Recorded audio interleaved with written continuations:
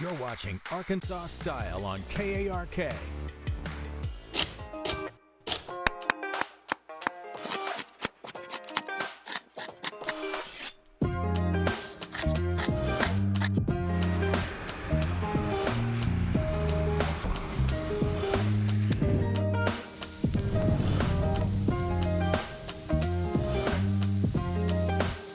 All right, folks at home, are you ready to level up your cooking game? Well, I've got the guy for you. This is Chef Coby Smith. He is the chef here at Kartai. We are at the Bridge. Chef, we know you as cooking nutritious and delicious food, putting it within our reach. What's on the menu today? Well, I opened up the refrigerator and I had some mushrooms and some spinach and some goat cheese and some onions. And so I said, hey, let's just do a caramelized onion and spinach stuffed mushroom. So really easy. And my mushrooms are kind of little baby portobellos. I like the big ones. Okay. But so it's really simple. And again, 3 or 4 ingredients. And this is just stuff that I opened up that I had in my refrigerator. And here we go. And so I started with obviously some white onion. And I've actually cooked this for about 3.5 hours. What? How? Super slow. So I started with just enough clarified butter at the bottom of the pan just to kind of wet it. I added 4 onions. And I reduced it and I just cooked and cooked and cooked, added a pinch of salt, and just stirred it occasionally. And that, and, you know, on the stove. This is a white onion and you can see like how caramelized it is and all that stuff. But 3.5 hours on the stove like this. Yeah. Okay. And I could make French onions, like this is the way you would make French onion soup. Yeah. Add some stock and blah, blah, blah. But it's a really simple ingredient, super cheap. You just take a long time to cook it. Okay. Okay, so I've got that, and now I've got some spinach. And so this is kind of hot, and I'm just gonna add some spinach to it, and I'm just gonna kind of tear it apart. And I like spinach, but I don't like a ton of spinach. Like spinach dips that have like just so much spinach and nothing else, I'm not a big fan. So I'm not gonna go crazy. You're not trying to make a salad. No, not at all. Right. Just kind of a little more nutritious, but, and so as I kind of stir this with the hot onions, you can see that the spinach is kind of just wilting pretty much immediately. And I'm just gonna take my mushrooms, and you can really stuff it as big or as little as you want. What did you do to the mushrooms in advance? Oh, so all I did is just a little olive oil and just baked them in the oven for a little while because it doesn't take as long, just kind of pre-baking them, so to speak. Okay. Super easy. And there's a great thing that earlier today when I was kind of prepping, I put some portobellos in the oven. I completely forgot about them. I cooked them for about 1.5 hours and they still were technically not overcooked. So it's kind of funny.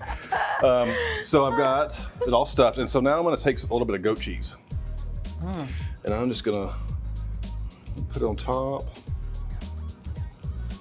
What's interesting is when I think about stuffed mushrooms or stuffed anything really, there's usually a breadcrumb element. Yeah, we could have put some on top for a little crunch, but I just didn't. Yeah, but you don't need it. I guess really what I don't. thought is you needed it to bind all of this together, but you don't. No, not at all. I'm gonna throw this in the oven, and looky here, I got a couple already ready. Oh. And so to plate this, I'm gonna do a little balsamic, just kind of on the bottom. Look at that. I mean, chef inspired, right? That's amazing. And then I'm gonna just put that guy there. I'm gonna put that guy there. And I happen to have a torch sitting next to me, so like, hey, fire, let's do it. So I'm just gonna hit the top of that mushroom, kind of give it almost a garnish. Without using something else. Oh, wow. And so that's it. I mean, it's simple.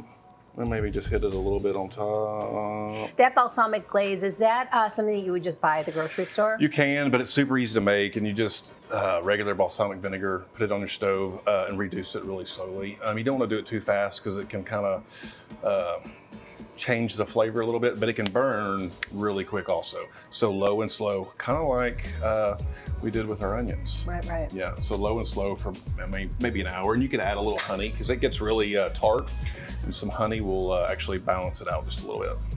Okay. Well, again, simple, approachable, within your reach, but boy, it's a surprise and delight situation. I mean, can you imagine your family, seeing this plated on a Monday night for dinner? Wouldn't they be so excited? And if you had meat, you could put a little crumbled bacon on top, so then you get your salty and sweet, and golly, that's what my kids are gonna have this weekend. Oh, trick your kids into eating yummy food like that. That's right. And you know what's nice about eating a mushroom is that if you're a vegetarian or you're trying to eliminate some meat from your diet, you still get that really hearty bite. You do, and it fills you up a little bit, and it does feel like you're eating a steak a lot of times. All right, so remind everybody about the ingredients that went into that. So we have a portobello mushroom, and if you don't have portobellos, you could just use button mushrooms, caramelized onions, spinach, goat cheese. It's easy, like 4 or 5 ingredients. And be sure to do a little sass with that balsamic drizzle. That's right. To finish it off. All right, well, Chef, tell everybody how they can come check out you here at the Bridge. So we've got a little restaurant downstairs called the Hope Bistro. Yes, and do. we serve breakfast and lunch Monday through Friday. Breakfast is from 7 to 9:30, and lunch is from 11 to 2. We do kind of a blue plate special, so the menu changes every day. And then we also offer a sandwich of the day. And we try to get creative and change it up. And I've got a few requests that people all ask for. I've got my regular kind of rotation, but every week we try to come up with something new and that we've never done before. Yeah, the crab cake. Yeah. I love it. Yeah, that Hope Bistro is a real treasure here on the campus, and that's open to the public. It is, Yeah. All right, well, Chef, as always, thank you so much for treating me to something nutritious and delicious. My pleasure. Thanks for having me. Fancy.